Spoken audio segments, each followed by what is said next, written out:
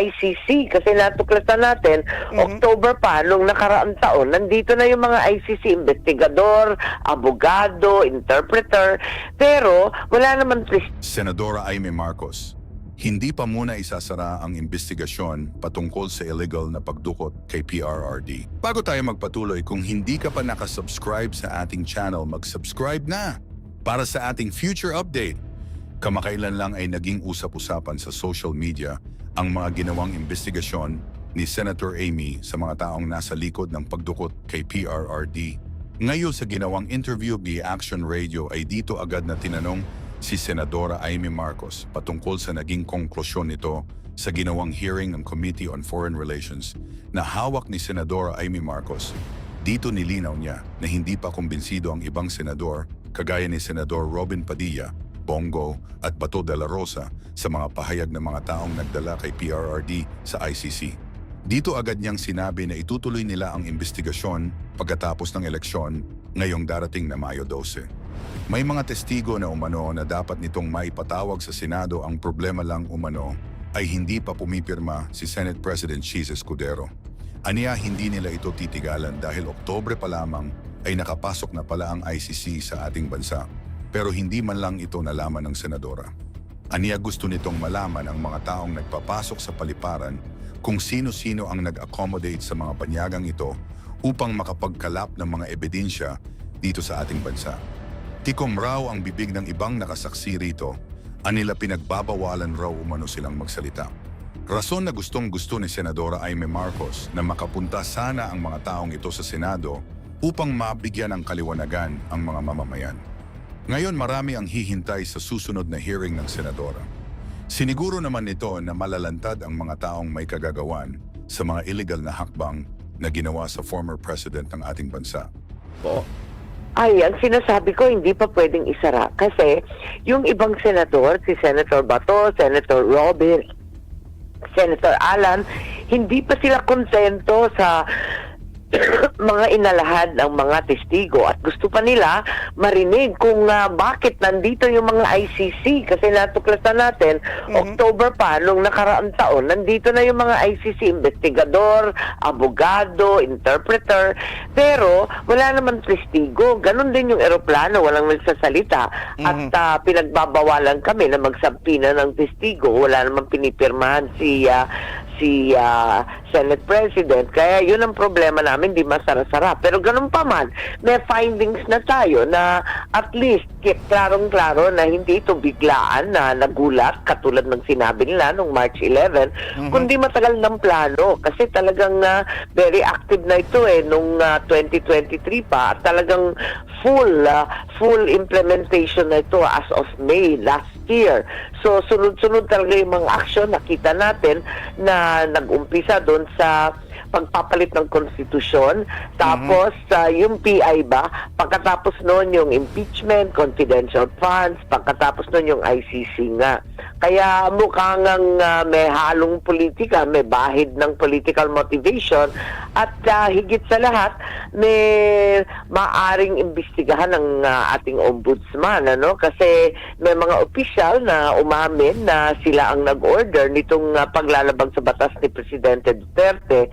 At ito ang inaalala natin na si Secretary Remulla, yung magkapatid, pagkatapos si Chief PNP Marbil, si General Torre at si Ambassador Lacanilao.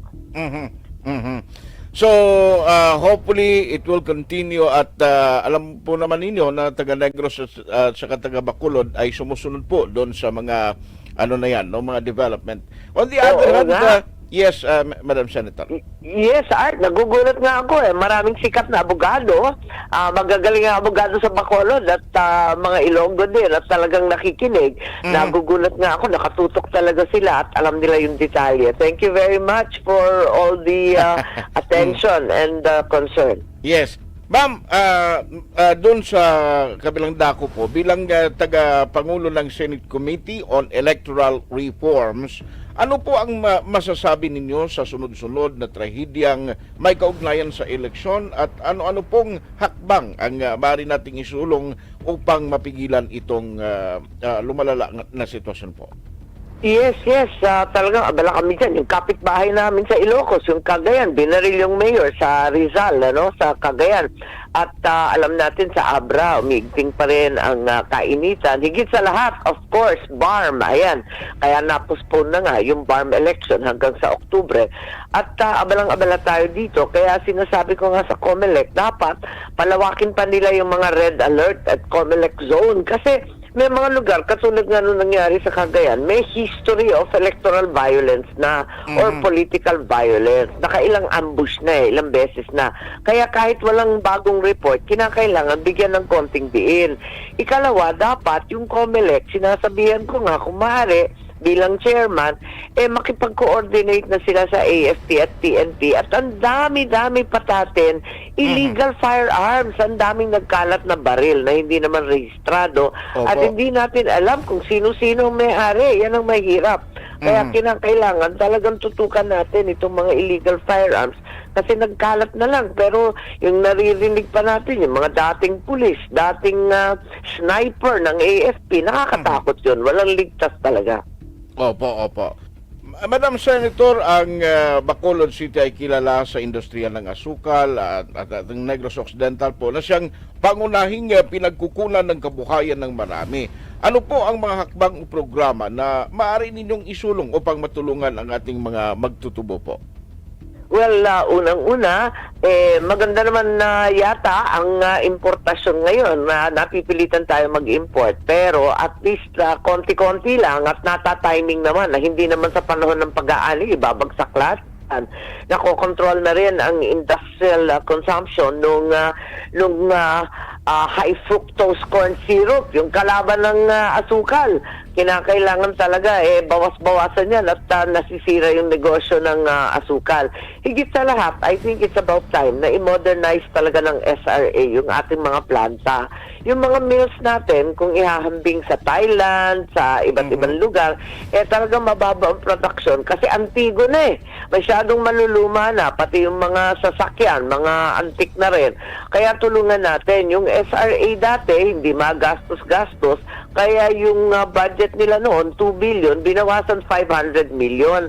Natatawa nga ako, lagi tayong nag-aalman na wala tayong pera. Yung SRA noon, may pera na, naging bato pa. Sabi ko, ipamigay na ninyo yan sa planters, ipamigay na sa mga millers para ma-update sila, para talagang magkaroon tayo ng modernized milling. Ilan yung mills natin na masasabi natin up-to-date and state-of-the-art.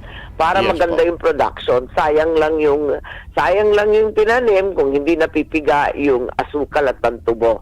Yes.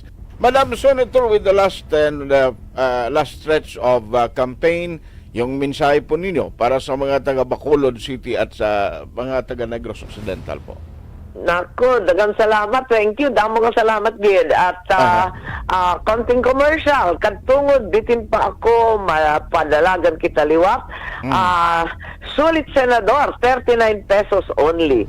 Ayaw kalimti, numero 39 sa balota. Wala na sang ibang pa na may AIMI solusyon sa agrikultura, sa pangabuhian sa inyo barangay kag sa inyo balay. Ininyo pagkalimtan ang numero 39 sa balota, hapos lang man na tandaan numero 39, Sulit Senador.